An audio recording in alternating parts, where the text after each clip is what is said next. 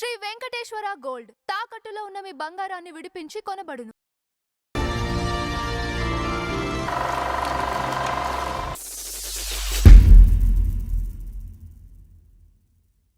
నమస్కారం నందవర్చంద్ర గారు. నమస్కారం అంజబాబు గారు. ఎంఎస్ సుబ్బలక్ష్మి గారు ఉన్నారు కదా? అయ్యి బాబోయ్ ఉన్నారండి. మా పొద్దున్నే కౌసల్య సుప్రజారామ పూర్వ సంధ్య ప్రవర్తతే ఉత్తిష్ట నరసార్థూల కర్తవ్యం దైవమాహ్నికం అని పొద్దున్నే లక్షలాది మంది ప్రేక్షకులకు వీణులు విందుగా ఆవిడ భగవంతుడిని ధ్యానించే అవకాశం సుబ్బలక్ష్మి గారికి కలిగించారు మనకి. చాలా మందికి కరెక్ట్ పాడింది ఆవిడ. ఎగ్జాక్ట్లీ. అయితే సుబ్బలక్ష్మి గారికి మైనర్ గా ఉన్నప్పుడే మ్యారేజ్ జరిగిందండి. ఎందుకంటే సుబ్బలక్ష్మి గారికి ఏమంటే తమిళనాడులో ఒక దేవదాసి కుటుంబంలో జన్మించారండి ఆవిడ. ఇది భరించలేని ఇది ఆవిడకి. సంగీతం నేర్చుకుంటున్న కొద్దీ తెలుస్తున్న కొద్దీ ఆవిడకి దేవదాసి కుటుంబం అంటే దేవుడికే అంకితం. సంగీతం, నాట్యం ఇవన్నీ మనం ఒక తామర పువ్వుతో పోల్చొచ్చు. ఏమండి అలాగా సంగీతం చిన్నప్పటి నుంచి సంగీతమైన కుటుంబం అది వాళ్ళది. దేవదాసి కుటుంబం. దేవుడి దగ్గరే పాడాలి, దేవుడి దగ్గరే ఇది చేయాలి. అంచేత ఏం చేశారంటే వీళ్ళు ఇక మళ్ళీ ఇది వేరియేషన్ లేకుండా అప్పట్లో చిన్నతనంలోనే పెళ్లి చేసేవాళ్ళు. 10 సంవత్సరాలు వచ్చేటప్పటికి పెళ్లి చేసేవాళ్ళు. వీళ్ళకి అది ఉంటుందేమో. వీళ్ళకి అది ఖచ్చితంగా చేయాలి, అది చేయాలి. ఎందుకంటే చేస్తారు వాళ్ళ ఫ్యామిలీలో సంప్రదాయమైన దేవదాసుల్లో కూడా సంప్రదాయ కుటుంబం ఎంఎస్ సుబ్బలక్ష్మి గారు. అందుకని ఆవిడ సంగీతం నేర్చుకుంటుండగానే ఒక సంబంధం వచ్చింది. అంటే అందరూ వస్తారండి, వచ్చి అడుగుతారు దేవదాసులను. వాళ్ళు మేము పెళ్లి చేసుకుంటామని చెప్పి వాళ్ళు అటు తమిళనాడు సైడ్ వస్తారండి. వచ్చినప్పుడు పెళ్లి చేసుకుంటా అంటే ఫిక్స్ చేశారు. ఫిక్స్ చేసేసి పెళ్లి గుళ్ళో చేస్తారు, ఆ టెంపుల్లోనే చేస్తారు. ఆ పెళ్లి ఏర్పాట్లన్నీ చేస్తున్నారు. ఇప్పుడు ఈవిడ ఇక పెళ్ళి వద్దని చెప్పింది ఆవిడ.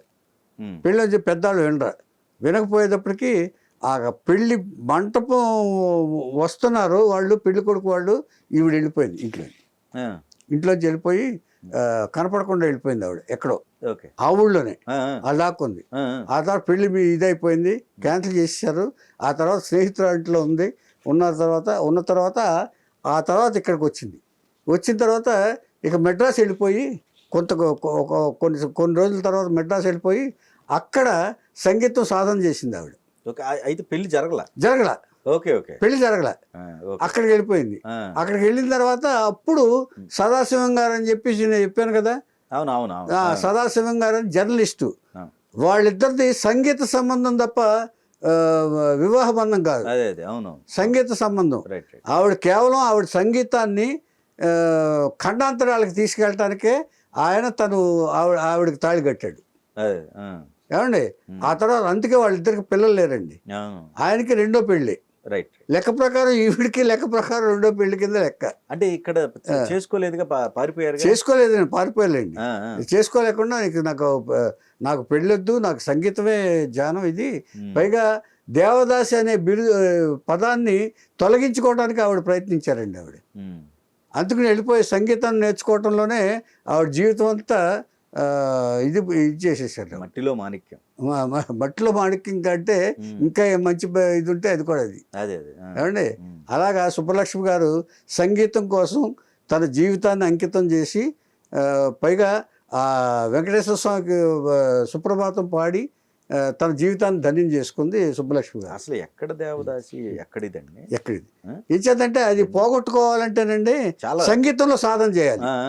సంగీత సరస్వతి అని అనిపించుకోవాలని చెప్పి దేవదాసి బదులు సంగీత సరస్వతి అనిపించుకోవాలని ఆవిడ కృషి చేశారండి ఆవిడ. అంచేత ఈయన వచ్చిన తర్వాత సదాశివం గారు వచ్చిన తర్వాత నెహ్రూ గారి దగ్గరికి, గాంధీ గారి దగ్గరికి ఇలా తీసుకెళ్లారండి ఆవిడ. ఆయన దగ్గర అక్కడంతా పాట కచేరీలు చేయించి ఈవిడ చేత బ్రహ్మాండంగా చేయించారు ఈవిడ. అంచేత ఆవిడ కెరీర్ కోసమే ఈయన పెళ్లి చేసుకున్నాడు తప్ప దీనికోసం సంసారం కోసం కాదు. సంసారానికి ఆల్రెడీ ఆయన పెళ్లి చేసుకున్నాడు ఆయన. అంచేత మన ఇద్దరు బంధం పవిత్ర బంధం అని చెప్పేసి అది ముందే అనుకున్నారు వాళ్ళు.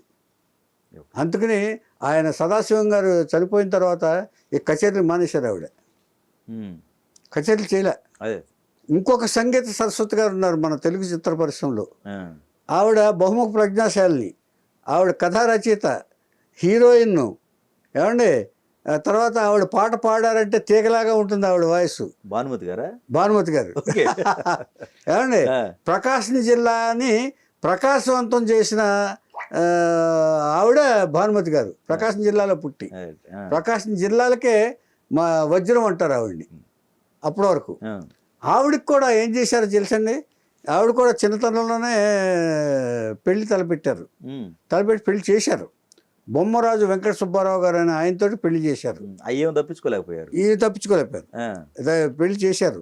చేసిన తర్వాత ఏం చేశారంటే ఆవిడ ఇక కొంతకాలం అయిపోయిన తర్వాత ఈ బాల్య వివాహం కదా ఇది, అప్పట్లో బాల్య వివాహాలే. అదే బాల్య వివాహం అయిపోయిన తర్వాత కొంతకాలం తర్వాత ఆవిడ వరవిక్రమ్ అనే సినిమాతోటి ఆవిడ మెడ్రాస్ వెళ్ళిపోయారు. ప్రకాశం డిస్ట్రిక్ట్ నుంచి మెడ్రాస్ వెళ్ళిపోయారు. ఇక ఆ పెళ్లి గురించి ఇక కాదు కదా, ఆవిడ అసలు ఆకాశం అంత ఎత్తు ఎదిగిపోయి ఇక ఎవరిని దగ్గరికి రానివ్వలేదు. ఆ తర్వాత రామకృష్ణ గారిని చూసి పెళ్లి చేసుకున్నారు ఆవిడ. ఈ పెళ్లి క్యాన్సిల్ చేశారు. అంటే కొంచెం ఎదుగుతారు కదా, ఏ వచ్చిన తర్వాత ఇక నాకు వద్దని చెప్పేసి పెట్టేసిన తర్వాత వాళ్ళు అర్థం చేసుకున్నారు. ఇప్పుడు ఆవిడ స్థాయికి మనం ఎదగలేమని వీళ్ళు కూడా పెళ్లి చేసుకున్న వాళ్ళు కూడా అర్థం చేసుకుని దూరంగా జరిగిపోయారు. అంచేత అలాగే ఇద్దరు సంగీత సరస్వతులకి ఇలాగే జరిగింది ఆవిడ. ఇది చెప్పొచ్చేది ఏంటంటే ఈవిడ కూడా మహా గాయని. ఎవరో భానుమతి గారు. ఎంఎస్ రెడ్డి గారు శాస్త్రీయ సంగీత గాయని అయితే ఈవిడ సినిమా గాయని. ఇట్లాగా అంచేత ఇద్దరు జీవితాల్లో, ఇద్దరు మహామహుల జీవితాల్లో జరిగిన సంఘటనలు ఇవి రెండు.